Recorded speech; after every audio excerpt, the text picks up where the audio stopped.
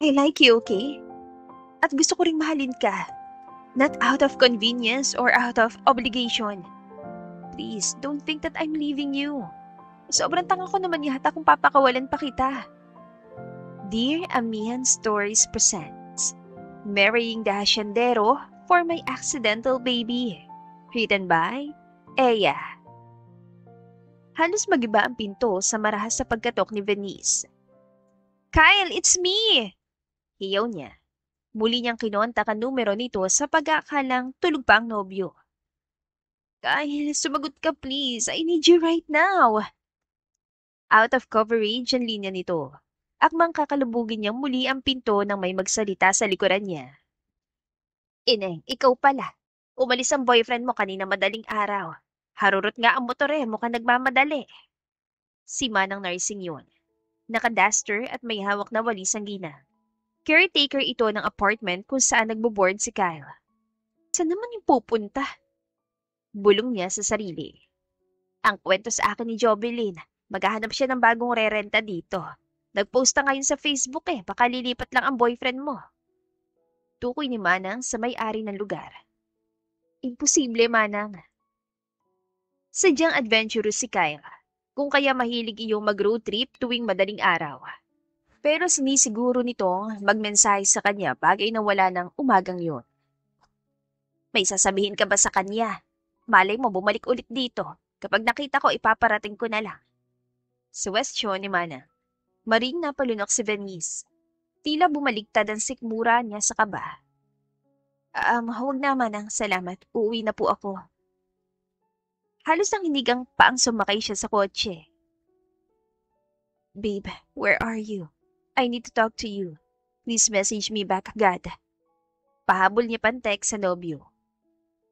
Ma'am, okay lang po kayo? Ani Kuya Popoy ang personal driver niya. Sinenyas pa nitong pisngi niya. Kanina pa palang binabaha iyon ng luha. Oo, kuya. Ikaw huwag mo kong isumbukin na daddy. Pilit siyang ngumiti. Naku ma'am, kung sinaktan ka ng boyfriend mo, dapat malaman nila. No, kuya. Wala kaming issue ni Kyle. Pero thank you po sa concern. Just don't tell them about this, please. Alam mo namang overprotective sila Tumango ang lalaki, bagaman halatang nag-aalala ito. Nagkulong si Vinny sa kwarto ng marating ang mansyon. Ilang oras na nakalipas pero walang paramdam ang nobyo niya. Maya-maya pa, napahagulgol na siya. Venice, kanina pa kitang ipinatatawag kay Yaya. Namilog ang mga mata ni Tita Greta sa itsura niya. What happened, dear? Tanong pa ng madrasta. Wala po. I'm just feeling down today. Sorry, Tita, I want to be alone. Okay, ipapahatid ko na lang ang pagkain. Kumain ka ha? Kung hindi mag-aaway na naman kayo ng dad mo. Anito. Akmang aalis ng babae nang gumawi ang tingin nito sa kanyang bedside table. Is that a pregnancy test? Kunot noong tanong ng stepmother niya. Ano po? Bulalis si Venice at ang sundan ng tingin nito. Halos takasan siya ng kaluluwa. Naiwan niyang pitis sa mesa sa pagmamadaling puntahan si Kel kanina. Tita, don't tell anyone. Don't tell Daddy. I'll fix this. Please po, Tita.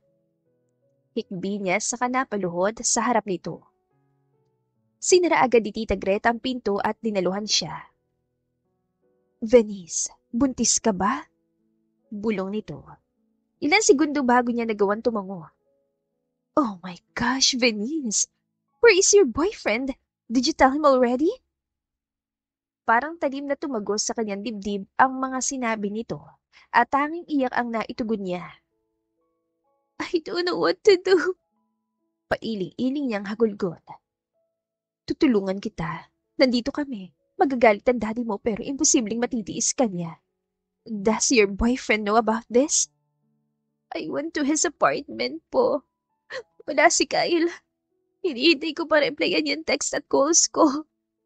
Matama naman siyang tinignan ni Tita Greta. Tita, he likes going on a road trip. Baka mahina signal niya. We'll figure it out. Huwag mo lang sabihin kay Daddy agad Ilalayo niya ako kay Kyle, tita Pakiusap niya. Venice, Hindi natin maitatago to sa daddy mo. Make sure to tell your boyfriend. Gusto ko malaman ang plano niyong dalawa. For now, fix yourself. Bumaba ka na't maya-maya dadating na si Rodolfo. Maautoridad, ngunit nag-aadalang utos ni Tita Greta. Kunwaring kalmante sa Venice ng hagkan ng pisngi ng ama. Kain na, anak. Malambing na untag nito. Thanks, Dad. So, any plans for your birthday, dear? For sure, ayaw ng daddy mo ng simpleng celebration. Ani Tita Greta.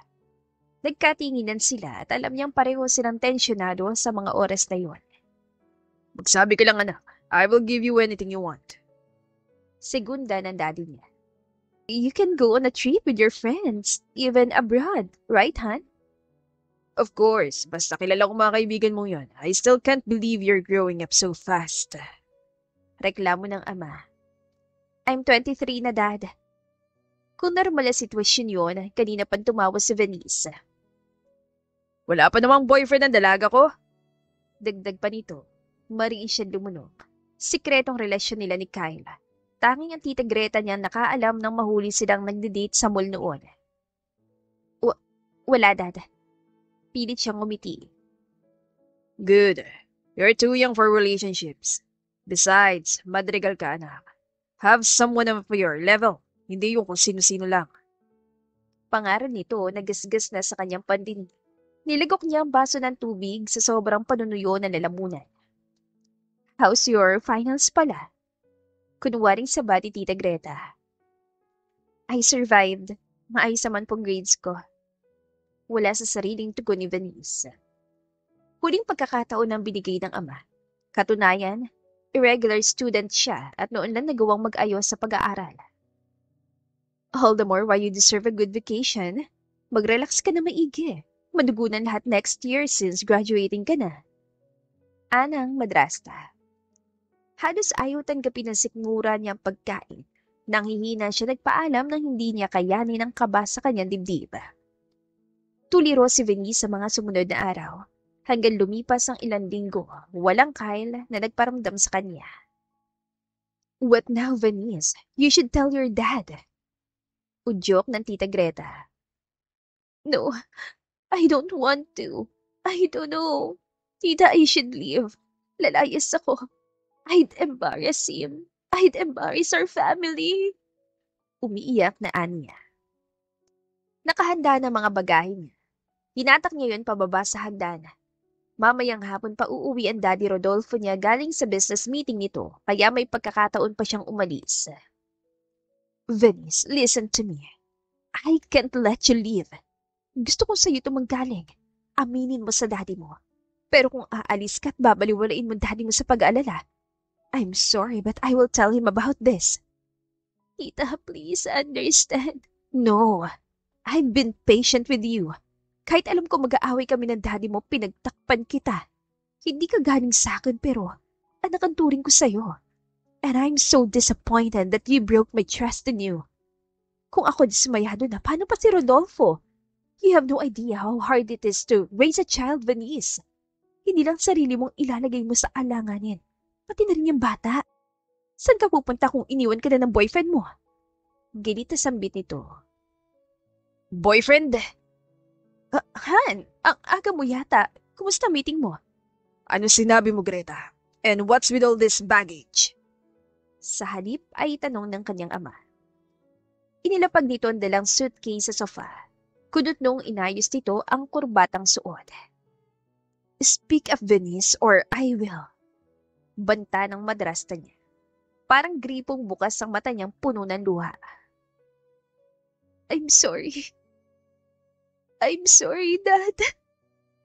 Please, why are you apologizing? Frustrated ang tinig ng daddy niya. Buntis ako. Napapaos niyang bulong. Nakabibingi ang katahimikan sa paligid. Hindi ko sinasadya. Namanhid ang pisngi niya sa sampal nito. Rodolfo! Bulala si Tita Greta. Pinagmumukha pala akong tanga kung gano'n. I just asked you yesterday. Sabi mo wala kang boyfriend. Eh di anong ginagawa mo?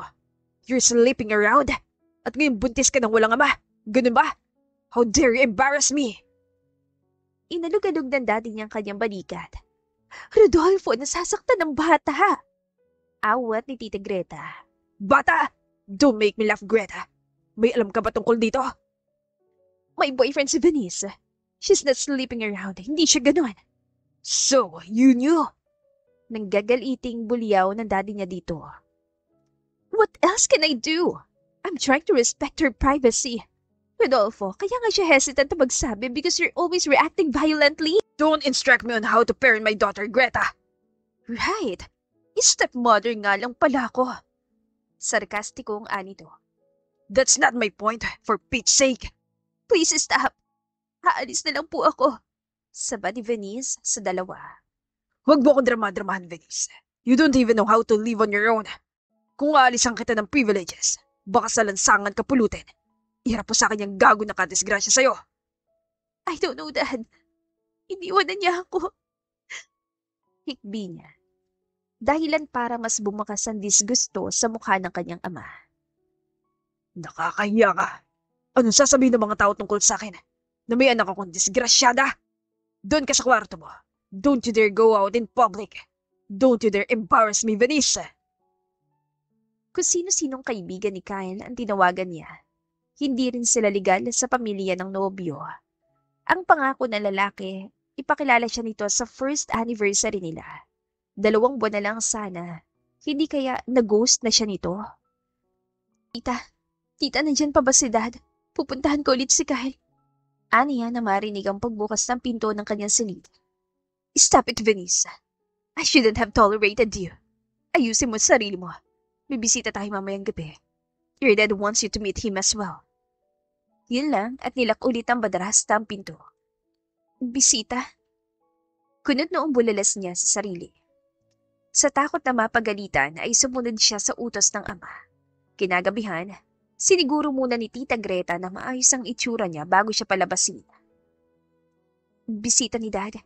Bakit kailangang makilala ko, Tita? Anya. This is for you, Venice.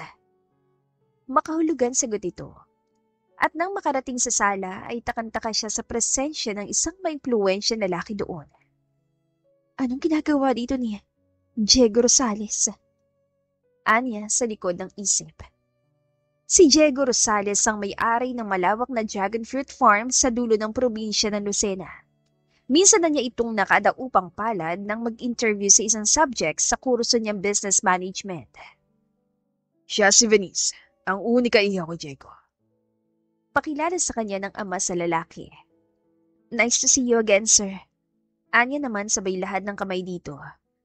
I'm pleased that you still remember me. Nakangiting tugon ng lalaki at nakipagkamay sa kanya. Di mo naman nasabi na magkakilala kayo, anak. Anang daddy niya. I interviewed Mr. Rosales for our project last time, Dad. Hindi mapalagay si Venice sa nakangiting itsura ng daddy niya. Kung ganon, your life is now well secured, anak. Salamat tayo kay Diego dahil pumayag siyang pakasalan ka. I don't know any other man who deserves you better than him. Mabilis ang pagtaas-baba ng dibdib ni Venice. Binalingan niya si Diego at nakamasid din ito sa reaksyon niya. Ilan po ba nalaman ni Venice tungkol dito? Tanong nito sa daddy niya. As if she had another choice. Disgrasyada na't iniwan pa na nakabuti sa kanya. Duda pa nga akong tatanggapin mo ang aloko. Reklamo ng Daddy Rodolfo. Ang kaninang inis sa dibdib ni Venice ay agad na palitan ng hiya. Mabuti pa po. Papahingahin na natin si Venice. This must be too heavy for her. Babalik po ako kapag handa na rin siya makipag-usap sa akin. Ani Diego. Tulirong bumalik sa kwarto si Venice. Naroon pa sa gilid ng kama ang bagahe niya at isa lang ang pumasok sa isip niya. Tatakas siya sa gabi ding yun. Nang makatakas siya ay tinawagan niyang kaibigan sa Desi. Lizzie, where are you? Who's this? Paano mo nakuha number ko? Hey, si Venice to. And why did you change your number? Girl, kung tungkol kay Kyle, wala pa rin kaming balita. Sandali, this is not about him. Nandito ka ba sa Lucena? Can I stay for the night? Ngayong gabi lang? Huh? Why? Ipapaliwanag ko mamaya. Nalimutan mo ba yung vacation trip na naikwento ko? May family outing kami, remember? Maliwanag ang buwan at maingay ang kuliglig sa paligid. Dumoble ang lamig na gumapang sa katawan niya nang umihip ang hangin. Ineng, kanina ka pa magsasara na ako. Saway ng tindera. May 15 pesos kada tawag sa kipa nitong cellphone. Nakalayo na siya sa village nila at ang tindahan ng ale ang una niyang natanaw. Tanging maliit na bagahe at wallet ang bitbit niya. Ang sleeveless dress pa rin ang kanyang suot. Dala siguro ng adrenaline rush na kinaya niyang dumaan sa bintana ng kwarto at pumuslit sa gate ng mabilis. May problema kayo at home? Oh wait, I'll call someone. Sabi ng kaibigan niya sa kabilang linya. No, don't bother. I just missed you, Lizzie. Don't save this number ha, nakitahog lang ako. Enjoy! Anya at tinapos na ang tawag. Okay na po, pasensya sa abala. Baling niya sa aling nakasimangot. May kikitain ka. Makikipagtanan ka no. Ay, mga kabataan talaga. Anito bago binaba ang panakip sa tindahan nito. Hindi na niya ito pinansin. Labang ang takot niya dahil sarado na mga kabahayan. At gano'n na lang ang panginginig ni Venice nang may makita lalaking pasuray-suray ang lakad. Hoy, gabi na. Saan ang lakad mo? Nakangising tanong nito. Go, Venice! Go! Udyok niya sa sarili sa kanilagpasan ito. Parang magigiba ng dibdib niya sa takot na sundan siya ng lalaki. Delikado lumakad mag-isa, miss. Gusto mo bang iatid kita o sumama ka na lang sa akin? Huwag mo akong hawakan! Hiyaw niya nang abutin nitong kanyang siko. Biglang umalingaw-ngaw ang busina ng paparating na kotse. Nakatutok din sa dako nila ang headlights nito. Help! Please help me! Bulila si Venice. Agad namang kumaripas ang takbo ang lalaking kanina lang ay gumigewang pa ang lakad. Mangiyak-iyak siyang lumapit sa driver. Pareho silang nagkagulatan. Venice, are you okay? Sinaktan ka ba ng lalaking yun? Maotoridad na tanong ni Diego. Umiling siya. Maglalayas ka? I understand that this is new to you, pero hindi naman kailangang ipahamak mo ang sarili mo. Mahinahon ngunit mariing dagdag nito. Ayokong umuwi. Anya. Wala ka namang pupuntahan sa oras na to. This oras na ng gabi. Please, get in the car. Masyado malamig. It's not good for you and your baby. Inalalayan siya ni Diego patungong front seat. May kinuha din itong bote ng tubig sa dashboard. Malinis yan. Hindi ko pa naiinom. Anang lalaki. Noon lang napagtanto ni Venice kung paano nasa bingit siya ng peligro kanina. Baka napano na siya sa lalaking yun.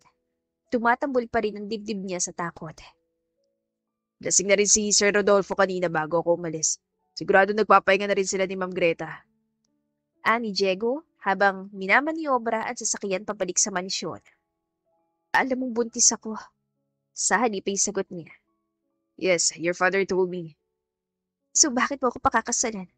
I don't need your pity. Si daddy lang naman ang nagdesisyon nito. Hindi kita kinakawaan, Vince. Saka na natin pag-usapan to kapag pareho ng maliwanag ang isip natin. Mas maganda makapagpahinga ka na. Anang lalaki. Sir Diego, bakit ka po bumalik? May problema ba? Salubong ni Kuya Popoy sa gate pagdating nila. Bumaba si Venice mula sa kotse at nilampasan ng gulat niyang driver. Kinabukasan ay pilit siyang sumalong sa agahan. Wala nga nakapansin na umalis siya kagabi. Puwera kay Kuya Popoy na alam niyang hindi magsusumbong sa daddy niya. Oh, I think they're here. Bulala si Tita Greta nang may bumusina sa labas. Fatma, love! Rinig niyang hiyaw nito sa sala. Excuse me, Dad. They're here for you. Punta mo sila sa sala. Pigil sa kanya ng ama. Tanging tangon tugon ni Venice. Ano pa mo ang gagawa niya kundi ang maging sunod-sunuran nito? Basta susuffocate tuloy siya ngayon na kamasid ang daddy niya. Venice, tatawagin pa lang sana kita. Anyway, this is Fatma, my dearest friend. Pagmamalaki ni Tita Greta. Hi, sweetheart. You're so pretty. Na-envision ko na agad ang design sa bagay sa'yo. Shall we start? Bati ni Fatma sa kanya. Nagtataka siyang tumingin sa madrasta. Tulog ka na kasi last night, dear. Si Fatma ang kinuha kong designer ng wedding gown mo. Anito. Excited na naghagikikan sina Tita Greta at Fatma. Wow, your body's fit. What a dream! Puri ng babae na makuha measurements niya. Si Tita Greta na rin ang pumili ng designs ng gown. Do you like this one, Venice? Or mas maganda to para elegant but sultry? Tumango siya. Okay na yata, tita. Pagod na ako. Excuse me po. Anya at iniwan ang dalawa doon. Hinabol niyang ama sa opisina nito. Dad, are you really sure about this? I don't have to get married. Pwede ko naman palakihin ang bata nang hindi na ikakasal. May 1 taon pa ako sa college. Na hindi mo naisip nung nagpubuntis ka. Paano mo bubuhay ng anak mo? Mag-aaral at magtatrabaho ka habang buntis ka. Huwag mo nga ako ipahiya. Sigaw ng daddy niya. At least si Diego, binata at asensado. Kung magkakasal kayo agad, no one would wonder about your pregnancy. Iisipin nilang anak niyo yan pareho. Gamitin mo naman yung utak mo, Venice. Mas mahalaga pa sa yung reputasyon mo kaysa sa akin. You married Tita Greta just months after my mom died. Hindi mo inalala ang reputasyon mo that time, Dad? Talagang sinasaid mong pasensya ko. Rodolfo, come on. Emotional si Venice because she's pregnant. Magulong isip niya. Intindihin mo na lang. Awat na madrasta. Kung hindi ito tumakbo para pumagit na, kanina pa sanang dumapo ang palad ng kanyang ama sa kanyang pisngi. I worked hard for your future, pero sinaya mo. Si Diego na lang pag-asa ko para mailagay ka sa maayos. Ayaw mo pa rin. You're nothing without the life I gave you. Wala kang utang na loob. Naluluhan tinalikuran niya ito. Masakit man. Totoo ang lahat ng sinabi nito. Iniwan na siya ng nobyo. Ikinahihiya pa siya ng kanyang ama. Kung si Diego ang paraan para makaalis ako at makalaya dito, then I will marry him. Bulong niya sa sarili na desperado nang makalayo doon. Lumabas siya mula sa kwarto kinaumagahan. Tila hangin ang trato sa kanya ng ama. Bibisita si Diego ngayon. I hope you're ready to talk about your marriage now. Ani Tita Greta. Alam niya nasaktan ito sa sinabi niya kahapon. Kahit gaano pa kabait ang madrasta, hirap pa rin siyang tanggapin na pinakasalan agad dito ng ama ilang buwan matapos mawala ang Mommy Giselle niya dahil sa kidney failure. We just want the best for you, dear. I don't hate you, tita. I appreciate all your efforts para mapalapit ako sa'yo. It's just that I'm still hurting. Kung si daddy naka-move on, ako hindi pa rin. Anya. I understand, Vanessa. Pareho silang napatayo mula sa sofa nang pumasok ang kanyang ama kasama si Diego. Gaya ng isang araw, formal na long sleeves at pantalon ang suot nito. Maiwan muna namin kayo. Anang daddy niya.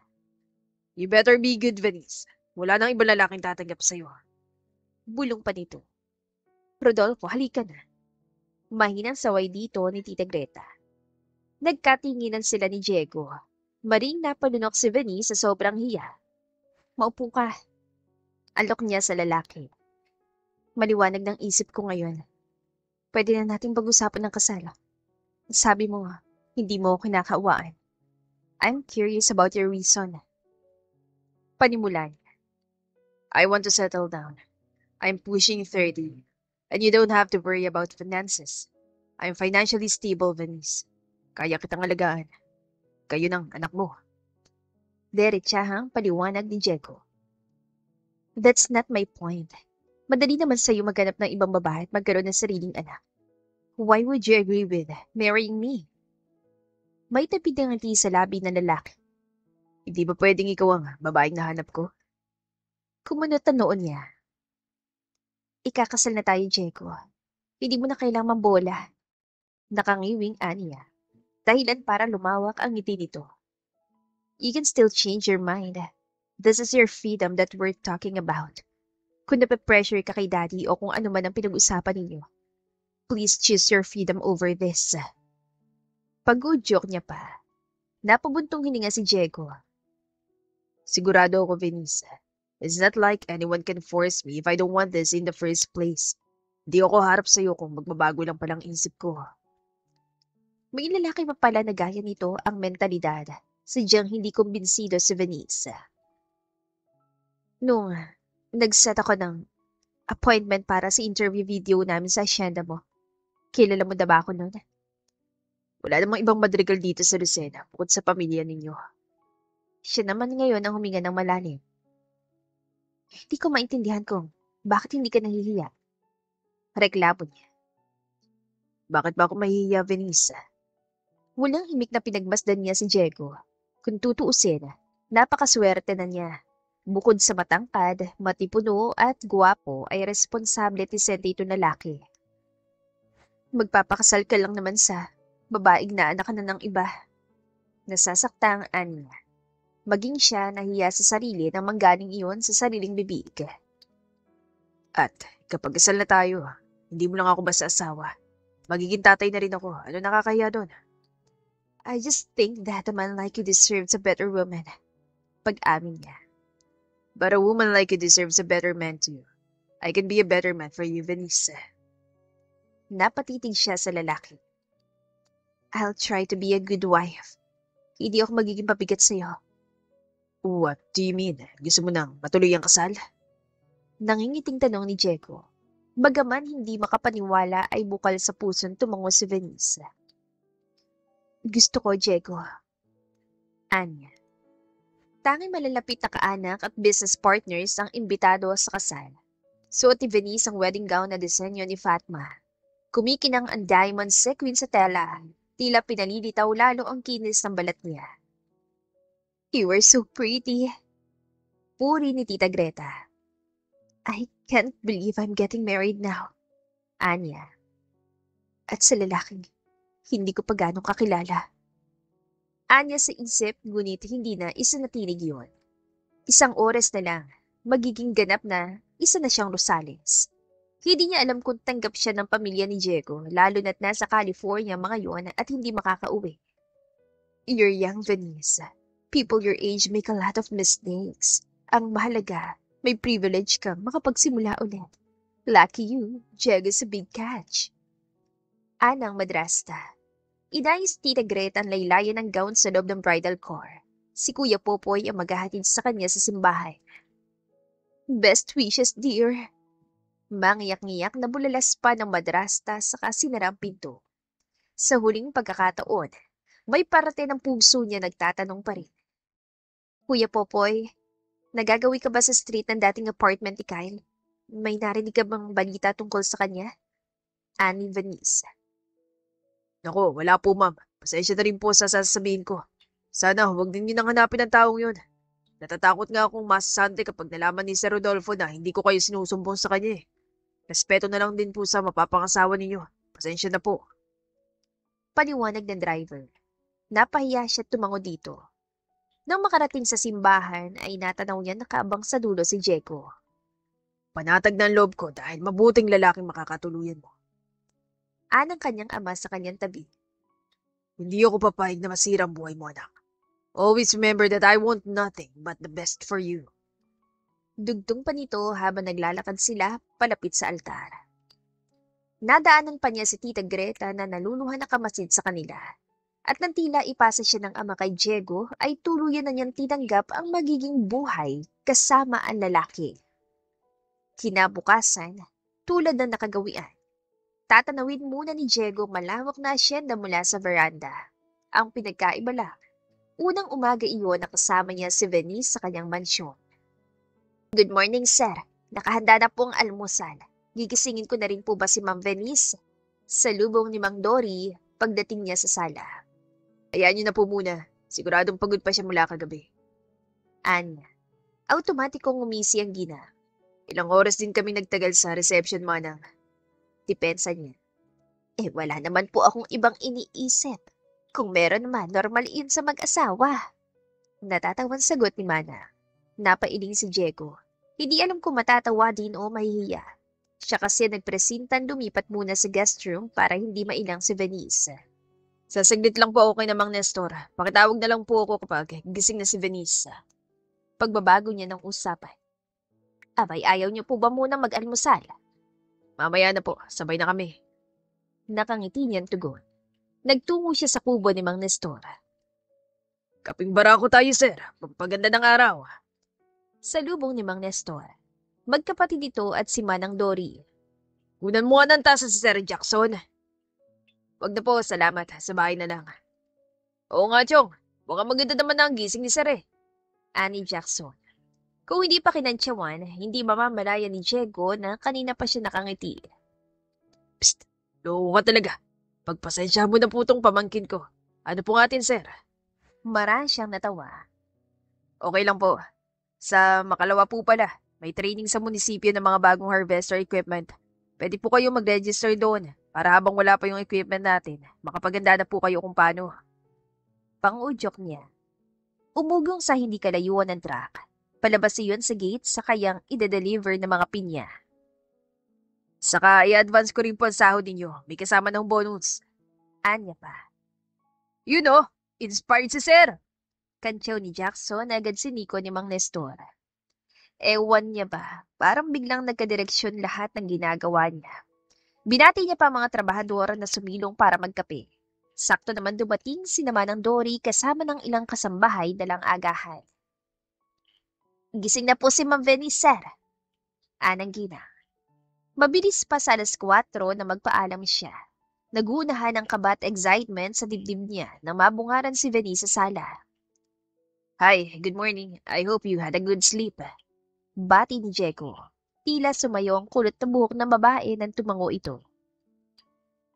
Oo naman. You don't have to do that, you know. Pagod lang tayo pareho kagabi kaya hindi na ako nakipagtalo pero we can share the bed. Ikaw patuloy nag-adjust sa sarili mong bahay. Ani Venice. Hindi may kakailang ganda nito kahit bagong gising at pajama ang suot. Bahay natin, Venice. Kasal na tayo. What's mine is now yours. Don't worry about me. Ang importante sa akin, komportable ka. Mag-breakfast na tayo. Masamang malipasan ng gutom. Nakangiting ang yaya ni Diego. Diego? Yes? Gaya ng sabi ko, I'll help you out. May background naman ako sa business. Ayaw mo bang magpahinga na lang? I want something to do. Sayang naman ang mga pinag-aralan ko kung hindi ko may apply, di ba? Are you really sure? Of course. Di ba sinabi ko rin, I will try to be a good wife? Determinadong sa ni Venice. Pako ang mga mata niya dito, ngunit umiwas din dahil sa intensidad ng tingin ni Venice. Okay, then. Pagkatapos natin mag-breakfast, ipapatawag ko si Abby. She's my assistant. Muntik pang mautal na sagot ni Diego. Sumilay ang ngiti sa labi ni Venice. Huminga siya ng malalim nang biglang magwala ang dibdib. Nang dumating si Abby, nagpaalam na si Diego na magtutungo muna sa suking buyer na karating bayan. Sumama ang timpla na mukha niya matapos bulabugin ng isang tawag. Talaga bang wala ka ng pakialam sa sasabihin namin? What are you thinking, Diego? You're putting all your hard work at risk. Hindi mo girlfriend yung babae, pinakasalan mo agad. Buliw ng inang si Esmeralda. Anong mali sa decision ko, ma? I want a family of my own. Well, I can't accept here for you. Ang dami-daming babae. Disgrasyado pa talagang dinampot mo? At nakuha mo pang itago sa amin ng kasal mo? Don't you realize that people there are talking? Makakarating at makakarating sa akin ng balita. I don't care if she's a madrigal. You're an accomplished man. Tapos ibinaba mo sarili mo sa babaeng na anak ka ng iba? Hindi ko apo yan. You're out of your mind, Diego! Nanggagaliiting dugtong pa nito. Otomatikong uminit ang ulo niya sa narinig. She's my wife now. I won't let you insult her like that. Kung itatakwil ninyo siya, itakwil niyo na rin ako. Maringan niya, saka pinatay ang tawag. Samantala ay accounting ang iniwang gaway ni Abby kay Venice. Kasalukuyan siya nag-encode sa computer na maglapag ng juice si Manang Dory. Salamat po. Nag-abala ka pa, Manang. Abay, kanina pa kasi abala, ma'am. Utusan niyo na lang ako. Huwag po kayo mahiya. Mukhang laging umaalis si Diego para makipag-usap sa mga buyer. Anong oras po kaya siya babalik? Maya-mayang tanghalian, nandito na rin yon. Mismo na po ba, ma'am? Kantsaw ng gina. Komportable po kayo kay Diego, no? Actually, lahat kayo close sa kanya. Paglilihis niya ng usapan. Abay, sobra pa. Super bait ni Sir Diego. Maalaga sa amin. Puspos sa trabaho kaya nabigla kami nung ibalita niyang ikakasal na siya. Nabighani siguro sa iyo, Ma'am Venice. Nung unang bisita mo dito sa asyenda. Tandaan niyo pa pala. Ay, bibihira pong may dalagang napapadpad dito noon. Ay, sa ganda mong yan, ma'am, paniwala akong hindi ka rin nalimutan agad ni sir. Tanging ngisi ang tugon ni Venice. Ayaw ng sakyan pambiro na matanda. Pagkatapos ko po dito, pwede niyo po ba akong turuang magluto? Mas okay po ko yung favorite ni Diego. Malawak ang ngiting tumango-tango si Manang Dory at nang matapos nga siya ay agad siya nagtungo sa kusina. Nakakatuwa ka, Ma'am Venice. Kahit anak mayaman ka, porsigido ka matutong magluto. Isunod niyo na po itong gabi. Puri ni Mana. Ganito naman talagang obligasyon ko bilang asawa, di po ba? Tumpak, ma'am. Kapag happy si Mister, alaga si Mrs. Siyempre, sasaya din si Mrs. A happy wife is a happy life. Ah, nakakatuwa ka rin, Manang Dory. Natatawan sagot ni Venice. First time niyo po bang magluto ng sinigang na baboy? Tanong pa nito. Opo eh. At saka first time ko rin kumain. Dati kasi parang weird isipin ng maasim na soup. Masarap naman po pala. There's a first time in everything. Ayos ka ba sa English ko, ma'am? Napanood ko lang online. Hindi mapigilan ni Venice ang hanakhak. May ngiti pa sa labi niya nang mapalingon sa pintuan. Oh, hi! Kanina ka pa? Kunot noong baling niya kay Diego. Ilan sandali pa itong nakatulala sa kanya bago sumagot. I just arrived. Sir, ipinagluto ka ni Ma'am Venice ang paborito mong sinigang. Pang-asar ni Manang Dory. Really? Manghang bulong ni Diego. Gutom ka na ba? Maghahain na ako. Malapit na pong maluto, di ba, Manang? Alok ni Venice. Opo, Mama. Tulungan ko na po kayong maghain. Hatira na rin namin sina Nestor ng tanghalian. Naiwan sila ni Diego sa dining area. Bukod sa katahimikan, namayani rin sa paligid ang nakakatakam na amoy ng sinigang. Sunod-sunod tuloy ang higop ni Venice doon. You like it now? Sorry, narinig ko kasi kayo nag-uusap ni Manang. Puna ni Diego. I think I'll be fine kahit itong ulam araw-araw. Teka, ayaw mo ba? Nag-aalalang usal niya na mapansing walang laman ng plato ng lalaki. Oh, of course not. I'm just happy to see you enjoying here. Masaya kasama si Manang. When my parents moved abroad, Manang stayed here with me. Wala nun hanggang ngayon, jolly pa rin siya. Naalala ko nga nung in-interview kita, madali naman sumunod ka sa family mo abroad. Tapos, mag-hire na lang na tao dito sa asyenda. You really want a simple life here in the Sena, Diego? Bakit? Do you prefer living abroad? Natigilan siya. Ha? Gusto mo sa abroad, pwede naman tayo mag-migrate. Seryosong sabi ng lalaki. No, that's not what I meant. Naitanong ko lang, maganda tahimik naman sa Lucena. Ayoko ng city life. Yun din naman ang gusto ko dito sa probinsya. Pamilya ko na rin si Naman ng Dorit si Namang Nestor, kaya ayoko rin umalis. Paano na lang kung wala ako dito? Di tayo nagkakilala. Napaiwas siya ng tingin, saka inabalan sarili sa sinigang. Anyway, how are you feeling so far? Dapat siguro mag-schedule na tayo ng appointment for your checkup. What do you think? Dagdag pa ni Diego. I can contact my ninang. Private OB-GYN siya. For sure, may discount ako. Don't worry, may savings din ako in case may i-reset ang vitamins. Lantad ang disgusto sa mukha ng lalaki. If you're comfortable with your ninang, then let's schedule an appointment with her. But Vanessa, may I remind you that you're my wife. I will love to do my duties as your husband. Ako na bahala. Paliwanag dito. Tahimik siya napatango.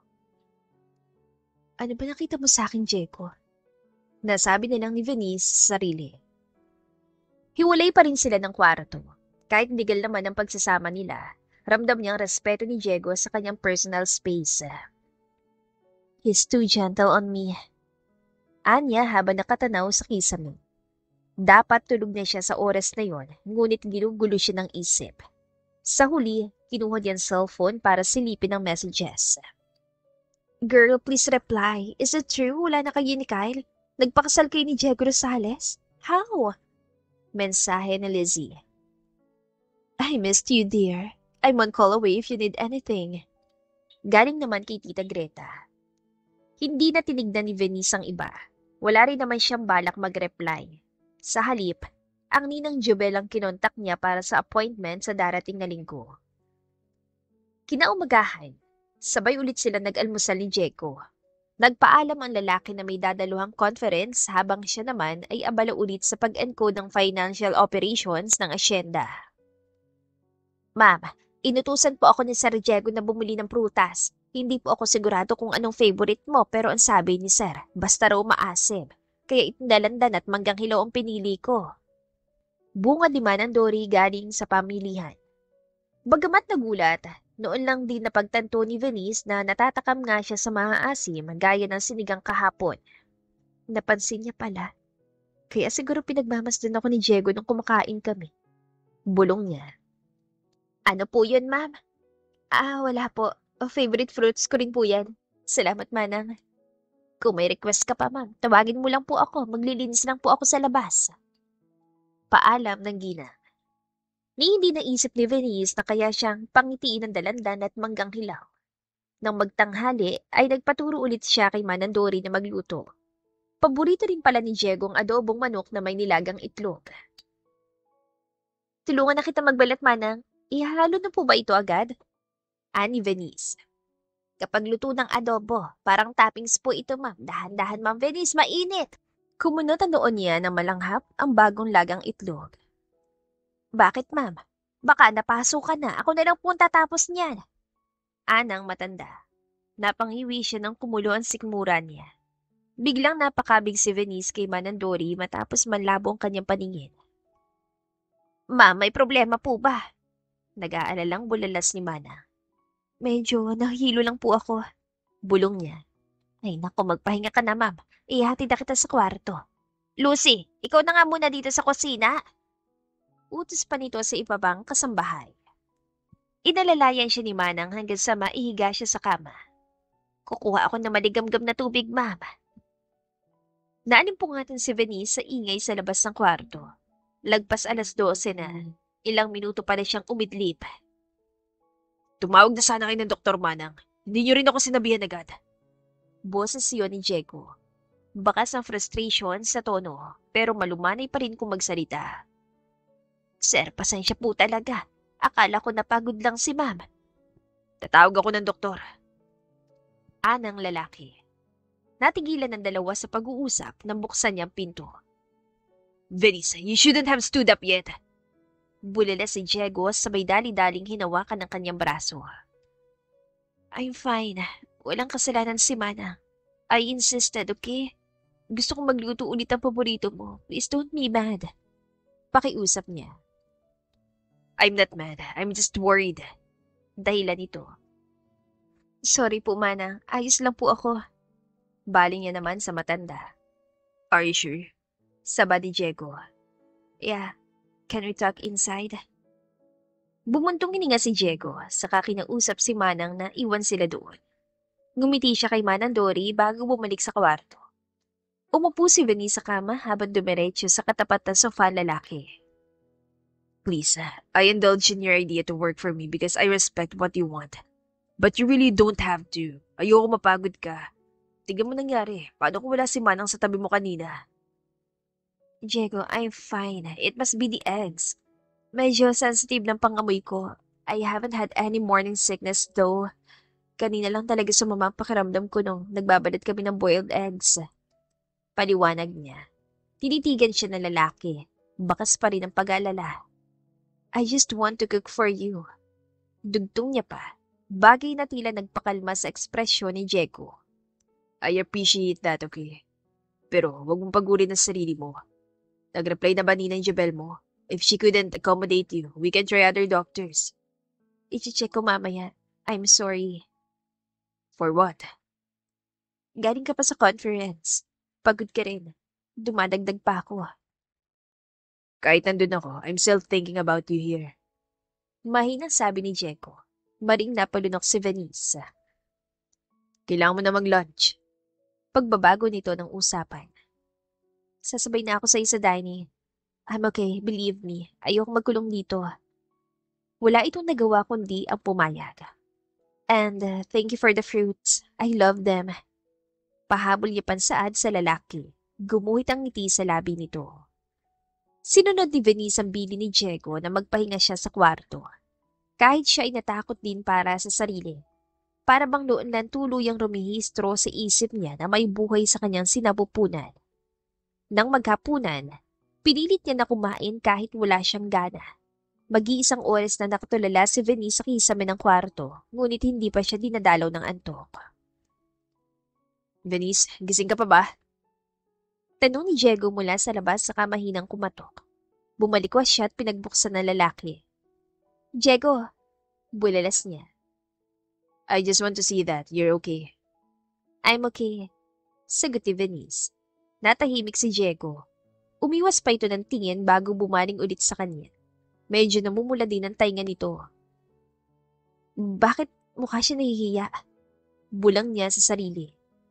I'm really worried, Venice. Pwede ba ako dito? I'll sleep on the sofa, so in case na may kailangan ka, malalaman ko agad. Marahang paliwanag na lalaki. Of course. Sigurado ka matutulog ka sa sofa? It's a king-size bed, Diego. We have a lot of space. Alok niya naman. No, okay na ako sa sofa. Kukunin ko lang ang unan ko sa kabilang room. Hinayaan niya nakaawang ang pinto saka balik sa kama. Sunod niyang narinig ang pagsara niyo nang pumasok si Diego. Do you usually keep the lights on? Tanong nito. Tumango siya. Ayaw mo ba? We can turn it off. Itong lamp na lang ang bubuksan ko. Anya. No, it's fine. Pinanood niya itong humiga sa mahabang sofa. Good night, Vanessa. Wake me up if you need something, Bile nito. Good night din. Tugon niya. Bakas ang pagod sa mukha ni Diego. Bagaman maskulado at stricto ang dating, maamo pala itong tignan kapag tulog. Makapalang kilay, mahabang pilikmata, matangos ang ilong at pangahan. Matangkad, mayaman at mestizo. Guwapo talaga si Diego. Pasok sa standards ng karamihan sa mga babae na Lucena. Kaya nga, hirap pa rin maintindihan ni Venice kung bakit pumayag itong magpakasal sa kanya.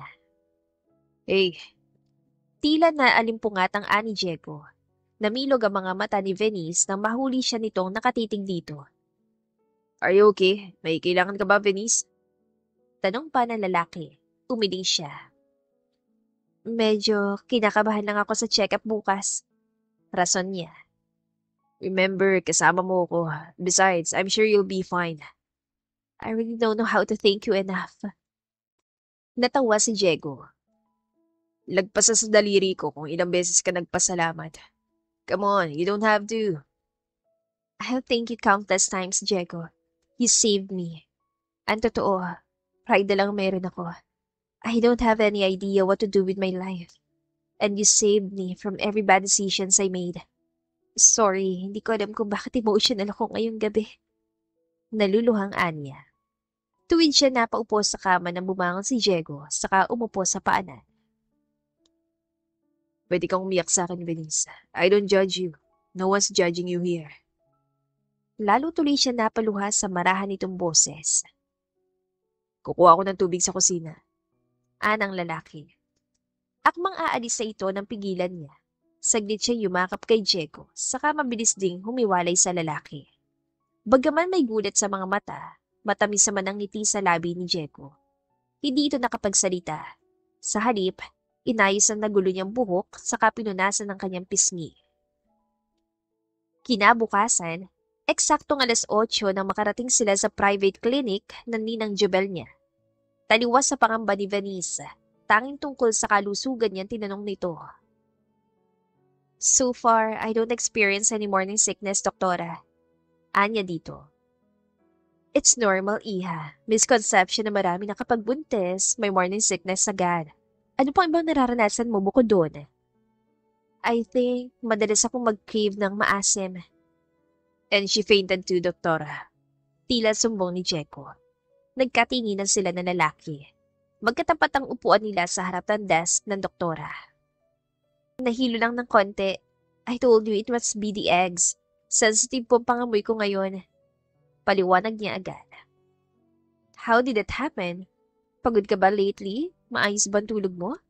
I mean, pwedeng sensitive nga ang pangamoy mo pero malaking factor din ang pagod at puyat. Anang doktora. Medyo pagod nga po ako nito nakaraan. Kahit na wala naman akong ginagawang heavy activities. Hindi rin consistent ang bedtime ko.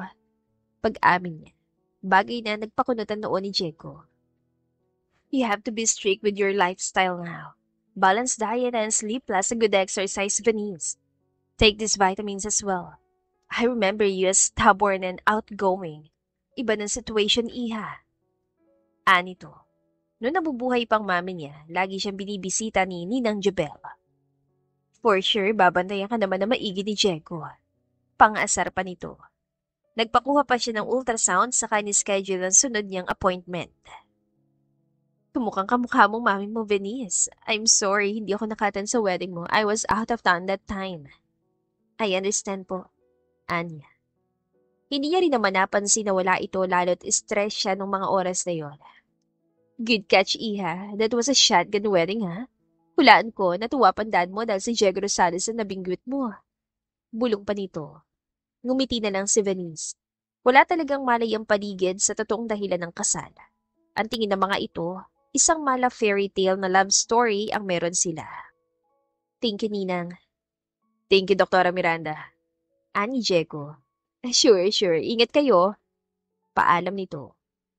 Magaan ang pala ni Diego sa likod niya habang naglalakad sila patungong parking lot. You heard the doctor, ah? Biglang sabi nito. Sabi niya rin, kailangan ko ng exercise. I hope you don't want me to rot in my room. Natawa ito. Pwede naman tayo maglakad-lakad sa asyenda. Sariwa pang hangin. Pero yung pagluluto, kay Manang namunat yung papeles, iwan mo na kay Abby. Ayaw mo bang pinagluluto kita? Tanong niya. Pinagbuksan siya nito ng pinto ng kotse. Pero sa halip na pumasok, kunot noon niyan tinitigan ng lalaki. Gusto, Venice. I love it even. Napakurap-kurap siya sa sinabi nito. Inawang niyang bibig para makahinga na maayos. Yun naman pala eh. Bulong niya. Huwag lang muna ngayon. Paano kung mahilo ka ulit? I wasn't there, believe me. Hindi ko alam ang gagawin ko kapag may nangyaring masama sa'yo. Babawasan ko rin ang paperworks mo so you'd have more time for yourself and the baby. Ani Diego. Yeah, I understand. Pumasok na siya sa loob. Sumunod naman si Diego saka binuhay ang makina ng sasakyan. May lakad ka ba ngayon? Meeting with clients, maybe? Tanong niya. I am free the whole day. For this appointment? Bulala si Venice. Gumiti si Diego. Why do you look shocked? Hindi ba't sabi kong sasamahan kita? Well, thank you. I think we should go out para hindi ka naboboard sa bahay. Tutok ang lalaki sa kalsada. Napatitig si Venice sa side profile ni Diego, lalo na nung kumalaw ang Adam's apple nito na lumunok ito. Niyayaya niya ba ako mag-date? Anya sa sarili. Kung hindi ka papagod, hindi naman ako pagod. Besides, you're right. Lumabasin tayo paminsan-minsan. I want to get to know you better, Diego. Putol niya agad dito. Sa kabilang banda ay parang may kamay na sumasakal sa puso ngayon ni Diego. Sobrang sayang nararamdaman niya na tila masakit na sa dibdib ang mabilis itong pagtibok. If only I met you early, hindi na sana aabot sa ganito. Sana, noon pa ako nagpakilala sa'yo. Anya sa sarili. Hindi siya nakatulog ng maayos matapos yakapin ni Venice kagabi. Gusto mo bang magpa-check up tayo ng baby's accessories pagkatapos? Alok niya sa babae. Abala ito sa soup na in-order. Maasim yun, kaya baka sa pagkatakam sa mukha nito. Okay lang ba? Of course. Plano ko lang magtingin-tingin muna, tsaka na lang bibili kapag alam na natin ang gender. Ani Venice. Tell me when exactly, so I could give you my card. Pero may pera naman ako. I know, Venice. Alam kong kaya mo, but save it for your wants. Muling lumambot ang ekspresyon ni Venice, at hindi niya mapigilan ang panghihina. Makakabawi din ako sa'yo. Tipid ang ngiting tugon nito. Matapos mag-dine-in, dumiretso sila sa malapit na mall. May clothing boutique sa unang palapag, kaya hindi na sila nahirapang mag-ikot-ikot. Bigla itong natigilan dahilan para mag-alala siya. Diego, uwi na tayo. Kabadong sabi ni Venice. Bagaman nagtatakay, inalalayan niya ito agad palabas. What's the problem? Saka lang siya nagtanong nang nasa kotse na. Hindi pa ako ready na makita yung mga kakilala ko. You miss them? Pwede naman ako umalis muna. What? No, I'm not embarrassed because I'm with you. Siguro natatakot lang na mahalata nila na buntis ako. Maybe I'm overthinking. Pero kasi, tila hirap nitong paliwanag. Hey, I understand. Uwi na tayo. Thanks for today, Diego. Ngumiti siya kay Venice. Itinuon niyang atensyon sa kalsada. Malapit na sila sa mansyon nang may mataan na bagong kotse. May bisita ka yata? Komento ni Venice. Nauna siyang bumaba para pagbuksan ito ng pinto. Miss you so much, anak. Is this Venice? Hindi mo sinabing napakaganda ng asawa mo? Salubong ng pamilyar na boses. Bumungad sa balkonahe ang kanyang inang sa Esmeralda. Nakangiti ngunit pansin niya ang sarkasmo doon. Maya-maya pa ay hindi mapakaling pinanood ni Diego ang pakikipag-usap ng ina kay Venice sa dining. Puno ng food deliveries ang mesa. Inaayos na rin nila Manang Dory ang bagahe nito. Pasensya ka na, Iha. I wasn't immediately informed about the marriage. Nagulat na lang ako sa plano ni Diego. You know, I always know him as someone calculated. Hindi basta-basta nagdedesisyon. Kaya sigurado akong mahal ka niya para pakasalan agad. Anang kanyang ina. I like you, Venice. Dagdag pa nito. Thank you po, Mama. Mahinang tugon ni Venice. Kahit masarap sa tainga sinabi ng kanyang ina, ay nababahala si Diego sa biglaang pag-uwi nito. Kumain na tayo? Diego, why are you just standing there? Tahimik silang nagsalo. Nagpaalam si Venice na mag-restroom ay sa kanya ito binato ng tanong. What are you doing here, ma? Guguluhin mo ba kami? Ani Diego. Ang harsh mo naman sa akin, anak. I'm just checking on you. Gaya ng kahit sinong nanay, mag-aalala sa marriage ng anak niya, lalo na kung uniko iho pa niya. How long are you staying here? Just let me enjoy my stay, will you? Umirap ito. Ma, kilala kita. Wala namang problema sa akin si Papa. I'm a grown-up man. I can decide for me. You're overthinking, Diego. Ayaw mo makilala ko si Venice?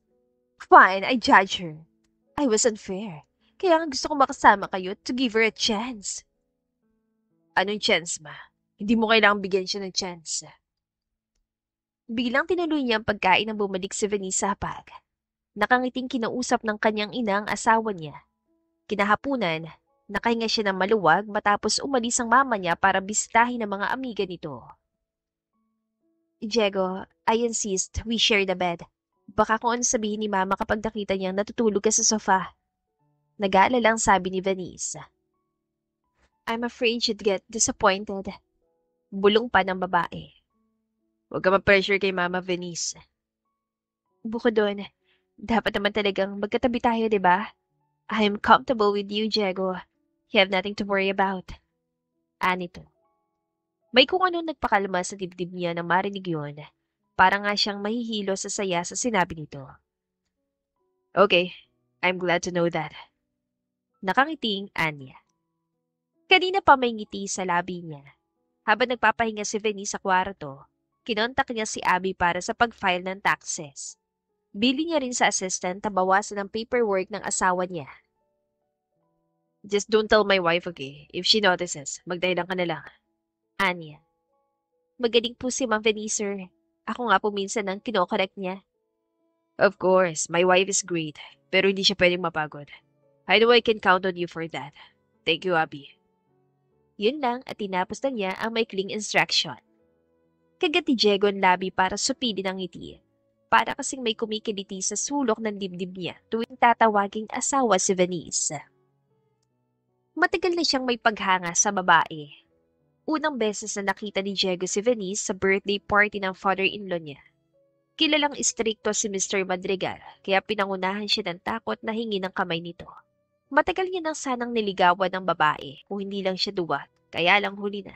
Nasa restaurant doon si Diego para sa isang client meeting nang matanaw si Venice. May lalaking dumating at humalik dito. Laking galit at panghinayang ni Diego noon. I really can't believe that I have you now. Wala akong pakialam sa sasabihin o iisipin ng iba. Ang mahalaga sa akin, ikaw lang. You're the first woman I ever laid my eyes on. who made me feel this way. Hindi ko sasayangin ang tiwala mo sa akin. Usal niya saka inayos ang kumot ng asawa. That's so sweet. Napaigtad si Diego sa biglang sarkastikong komento ng ina. Hindi niya namalayang kanina pa itong nakadungaw sa pinto. May I remind you, anak? Nandito siya kasi kailangan ka niya. She's nice because you're convenient. Naisip mo ba na once bumalik ang tatay ng dinadala niya, itchipuwera ka na? Anyway, I'm so tired. Marami kaming napag-usapan ng mga amigas ko. Wake me up kapag ready ng dinner, okay? Saan ito? Sabay alis. Ini siyang napapikit. Itanggi niya man, alam niyang may punto ang ina. Unti-unting nilukob ng takot at selos ang dibdib ni Diego, lalo't alam niyang wala siyang laban kapag nangyari ngayon. Mamasyal tayo, iha. Let's go outside. Samantala, ayaya ng biyanan kay Venice. Nagising siyang wala na si Diego sa higaan. Tumama sikat ng araw sa dako niya matapos hawiin ni Mama Esmeralda ang kurtina sa bintana. May kikitain client si Diego. Mabuti at umalis siya na masolo naman kita, ano? Sige po, Mama. Nahihiyang sagot niya. I'll wait for you at the dining. Make it quick, ha? Ayokong pinaghihintay ako. Bait naman ang pakikitungo nito, pero sadyang hindi komportable si Venice sa presensya ng Gina. Dilaw na bestida ang bihis niya pagbaba. Tila nagbagong ihip ng hangin lalo't ramdam niyan titig ng mga kasambahay. Why not sa labas na rin tayo kumain? I know a restaurant that far from here. Biglang alok ng biyanan niya. Bagaman nalilito sa mga plan nito ay pumayag siya bilang paggalang. Ipinagmaneho sila ng driver patungo sa sinasabi nitong restaurant. I made a reservation there few days ago. Naikwento lang ng amiga ko na maganda doon. Alam po ba ni Diego na aalis tayo? Oh, come on, Iya. Kailangan ba lahat ng galaw mo magpaalam ka sa kanya? Kahit kasal na, dapat may sarili kang buhay. Tumatawa ang sagot nito. Wala siyang imik. Ayaw niya naman sumagot pa sa takot na isumbong siya ng biyanan kay Diego at madismayan lalaki sa kanya. Don't act like you love my son, Venice. Eksaktong huminto ang kotse sa tapat ng garden-themed restaurant. Sinundan niyang ginang sa nakareserbang mesa para sa kanila. Ano pong ibig niyo sabihin? Kunot noong tanong niya. What? Tama naman ako, di ba? You don't love Diego at all. Nakangising sa ng ginang sa kasumen niya sa waiter. Mukhang hindi mo nagustuhan na sinabi ko. I hope you don't find me stupid, Venice. Tingin mo ba hindi ko alam? Tingin mo ba talaga tanggap ko na nagpakasalang uniko iho sa disgrasyadang babaeng katulad mo? Para siyang binuhusan ng malamig na tubig. I can't offer you money. Mayaman naman ang pamilya mo. Pero Venice, sana maintindihan mo kung saan ako nagagaling. Nakakahiya ng anak ko sasalusa na buntis ng iba. Marami akong kaibigan sa Lucena. Marami akong mata sa paligid. And I heard that you're looking for your boyfriend. Mahaba ang litanya nito. Nang lumapit ang waiter dalang menu ay pareho silang nagkagulatan. Kyle? Bulalas si Venice. Bumagsak ang dating matikas nitong katawan. Maya-maya pa ay tulala siya sa pagkaing nasa plato. May kung anong lumiligalig sa konsensya niya. Na magangat at tingin, nagtagpo ang mga mata nila ni Kyle. Abala ito sa pagkuha ng orders, ngunit alam niyang pinagmamasdan din siya ng lalaki. Nakikiusap ako sa iyo, Venice. Huwag mo naman sirain ang buhay ni Diego. Hindi na siya nag-iisip na maayos. Kaya sa iyo na lang ako makikiusap. Anang Gina. Paano mo po siya nahanap? Hindi ko siya hinanap. I saw him outside the mansion. Akala ko, delivery rider lang. But he's asking about you. Ako nang gumawa ng paraan habang wala pa si Diego.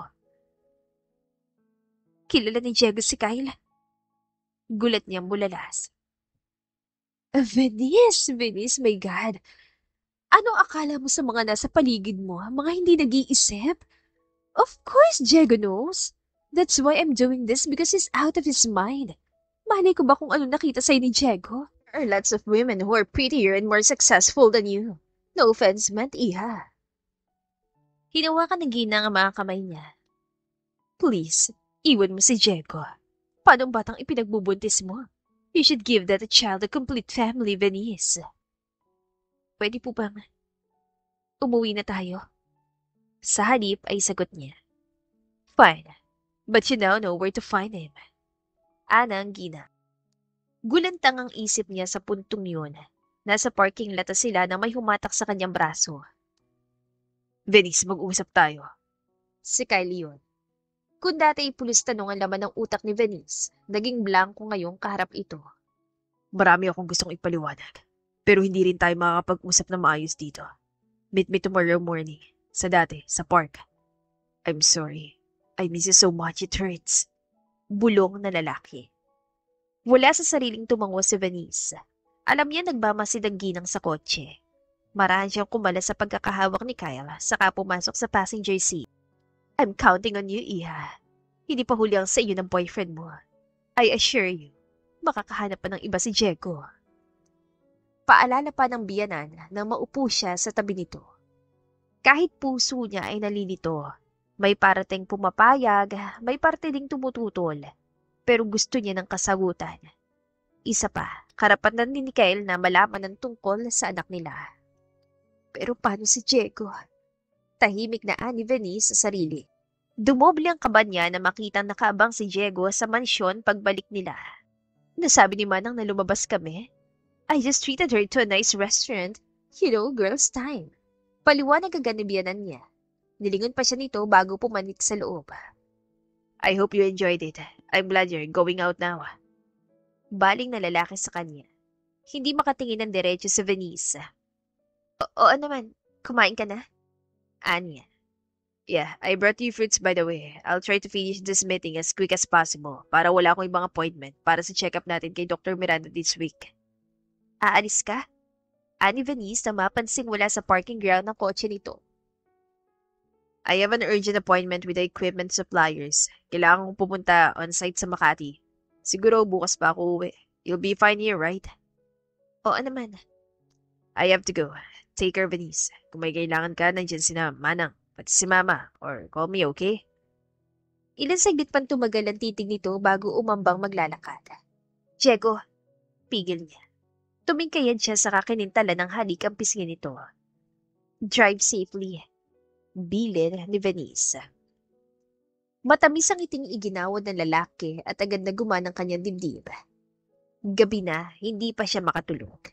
Naninibago si Venice na wala si Diego sa kahit saan sulok ng mansyon. Isa pang bumabagabag sa kanya sinabi ng biyanan. Malamig na rin na trato ng ginang sa kanya. Ibig sabihin, she doesn't like me at all. I should have known better. She's just faking her kindness towards me. Hindi ko naman siya masisisi. Panira ako sa image ni Diego. Anya sa sarili. Hindi siya nakatulog na maayos. Buong pa siya niyang kausapin si Kyle bukas. Gaya ng usapan, maaga pa lang ay nagtungo na si Venice sa Freedom Park malapit sa Lucena Mall. Hindi naman siya naghintay dahil ilang minuto lang natanaw na niya si Kyle. Kala ko hindi ka darating. I missed you, Venice. Sa lubong ni Kyle. Mabilis ang tibok ng dibdib ni Venice. Hindi dahil nagkita sila muli, kundi dahil natatakot siyang malaman niyo ni Diego. Bakit bigla ka nawala? Tanong niya agad. I've got some family issues. Nabaon sa utang si Papa. Iniwan kami ni Mama. I need to work. Mukhang hindi pa ako makakabayad ng tuition ko ngayong taon. I don't think that's the answer to my question, Kyle. Wala ka nang balak makapagkita kung hindi lang akong nakakita sa'yo. Angel ni Venice. I was confused, okay? Magulong isip ko. I needed some space. Tapos pagbalik ko, ikaw to nagpakasal na sa iba. Huwag mo ako sumbatan. Because I'm freaking pregnant and alone. Hiyaw niya pabalik. Ano? Pumayag lang ako makipagkita sa'yo to make some agreements. May karapatan ka rin sa bata at ayokong ipagkaitin buntis ka. Ulit ito. Kumunata noon niya nang bumukas ang disgusto sa mukha ng lalaki. Oo, Kyle. Hinanap kita kasi sinong ihaharap ko sa family ko. Yung pala umalis ka bigla. Paulit-ulit itong umiling. I can't be a father. Ikaw tong kasal na. Mali ko ba kung hindi ka nagpagalaw? Sure ka bang akin yan? Automatikong lumipad ang palad niya sa pisngi nito. Ang kapal ng mukha mo, Kyle. Don't you insult me like that. From now on, wala kang aasahan sa akin tungkol sa bata.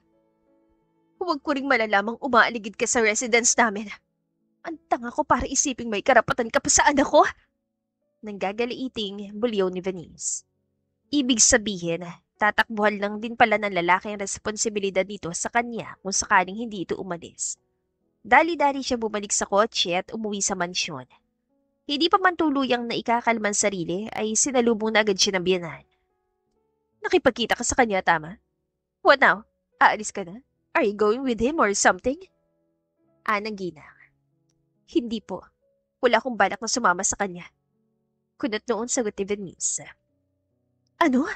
I thought we already talked about this. I only wanted a proper closure. An answer to my question. Hindi ko po iiwan si Diego, Mama. Oh, please. Huwag mo kong tuwaging Mama. Ang kapal ng mukha mo. Sawa ka na sa boyfriend mo kaya si Diego ang ginagamit mo ngayon. Sigaw nito. Umalingaw-ngaw pa ang boses ng ginang sa sala kaya siguradong narinig iyon ng mga kasambahay. I tell him you're meeting that boy behind his back. Banta ng biyanan niya. Namutla siya sa takot. Don't frame it like that. I'm trying my best to honor this marriage. Hindi ko po niloloko si Diego. Hindi rin ako nakikipagbalikan kay Kyle. Nirerespeto ko po si Diego bilang asawa ko. Oh, really? Alam niyo bang tumakas ka dito para puntahan yung tatay ng anak mo? Mariin itong tanong. Unti-unting sumilip ang luha sa mga mata ni Venice. Biglang naninikip ang dibdib niya sa takot. Hindi niya kayang magalit si Diego sa kanya. Napatunayan ko rin sa kanya totoong kulay mo, Venice. Sooner or later, mapapanatag din ako magigising na si Diego sa kahibangan niya sa'yo. Dagdag pa ng biyanan niya bago bumaling sa kasambahay. Dory, pakikuha nga ng bagahe ko. I will stay with my amiga. Hindi ko na masikmura na nandito ako. Singal pa ng ginang. Tahimik ang buong mansyon na makalis ang biyanan niya. Sigurado si Venice na pauwi na si Diego. At posibleng naisumbong na dito ang nangyari. Mama, tumawag po si Sir. Hindi raw po siya makakarating. Abiso ni Manang Dory. Tumawag? Sinabihan niyo pa sana ako. May nabanggit po ba si Diego kung bakit? Umiling lang ang matanda. Malamig din ang pakikitungo sa kanya. Nagkulong na lang si Venice sa kwarto. Pilit niyang kinumbinsi ang sarili na baka may mahalagang meeting ulit si Diego. Ngunit lumipas ang 2 araw, walang paramdam ang lalaki sa kanya. Diego, please call me back. At least tell me where you are. Nag-aalala na ako. Anya sa voicemail. Ma'am, kumain na po kayo. Tawag ni Manang Dory. Busog pa po ako, salamat. Busog? Eh hindi nyo nga naubos ang almusal. Tawagan na kaya natin ang office sa Makati. Sa hali pa'y sagot ni Venice.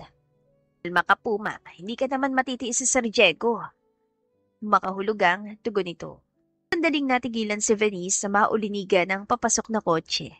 Mabilis siyang tumakbo sa labas at tama ang hinala niya. Si Diego iyon. Are you okay? Salubong niya dito sabay marang hinawakan ang braso ng lalaki. Let's get inside. Eat properly, Venice. Hindi mo sinusunod ang mga bili ni Doktora. Napangiti si Venice sa katumongo. Doon lang siya nabunutan ng tinig sa dibdib. Tahimik silang kumain sa dining. Minsan ay napapatiting siya sa lalaki bagay na sasawayin nito. Keep eating, Venice. Ani Diego. Noon na napagtanto ni Venice ang nararamdaman. Kulang na lang ay masakali siya sa biglang hindi pagpaparamdam ni Diego. At ngayong nandito na lalaki, gano'n na lang ang ginawa niya. I'm so worried about you. And not that I'm being clingy or what. You have a life of your own naman. Hindi ko lang talaga mapigilan. Anya, mahigpit niyang hinawakan ng palad dito. Diego, I'm sorry. Alam kong galit ka. Naiiyak niyang bulalas. Hindi ako galit. Natatakot ako, Venice. Natatakot? Saan? If you look at this, I'm the one who shouldn't be in the picture. My mother told me what happened. Natatakot akong marinig sa'yo mismo kaya tumuloy muna ako sa hotel.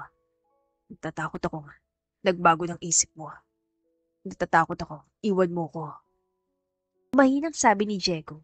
Parang may nabuong bara sa lalamunan ni Venice. I have been harboring these feelings for God knows how long. Sa'yo lang ako nakaramdam ng ganito. I first saw you at your father's 50th birthday. May partnership din kami kaya madalas ako sa inyo at lagi kita nakikita. Marahan pa itong natawa. Siguro, it was a simple crush. Hanggang sa hinayaan ko lang na lumalim. Na-realize ko lang na saya ko nung ma-interview mo ko for your course project. But I was also very disappointed when I found out that you already had a boyfriend. Tigal-gal siya sa nalaman. Pero recently ka lang pinakilala ni Dad. I didn't notice you before. He's overprotective.